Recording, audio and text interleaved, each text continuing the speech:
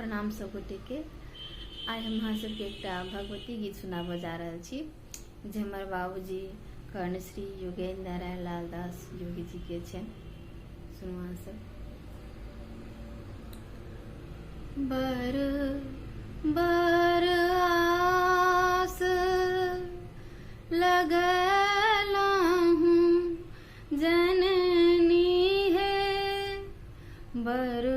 बर आस लगलहूँ जननी है, किए भय गेलहूँ कठोर जननी है, बर बर आस लगलहूँ जननी है, किए भय गेलहूँ कठोर जननी है, बर बर आस छलहूँ अबोध अज्ञ हम जननी है, छलहूँ अबोध अज्ञ हम जननी है, ससरी गेलहूँ तम घोर जननी है, बर बर आस तुम ममता किए तेज लह जननी है, तुम ममता किए तेज लह जननी है, बिसरी गेलह सुधी, बिसरी गेलह सुधी मोर जननी है, बर बर आस माइक बल सूत खेलैछ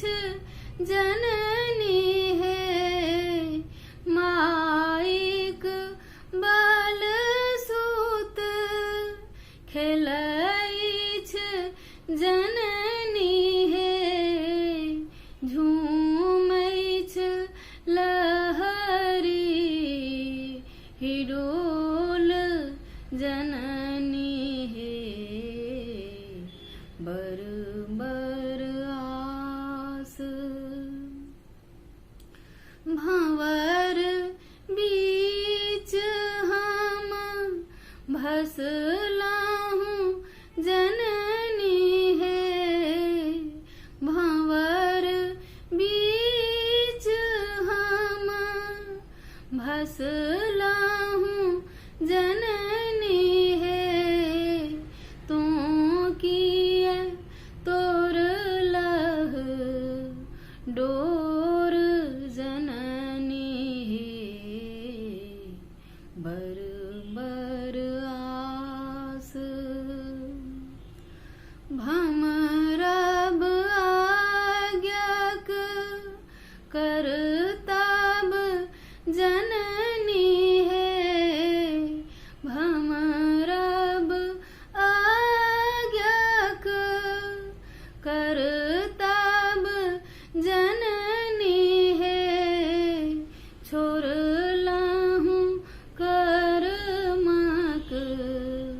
डोर जननी है, बर बर आस ई अपराध क्षमब मोर जननी है, ई अपराध क्षमब मोर जननी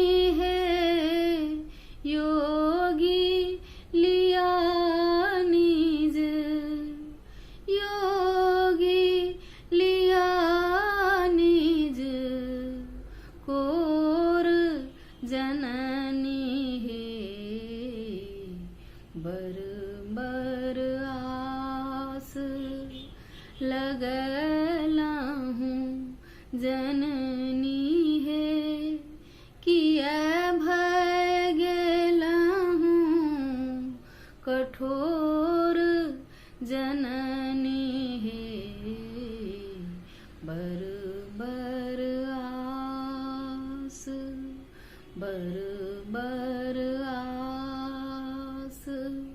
बर आस। धन्यवाद।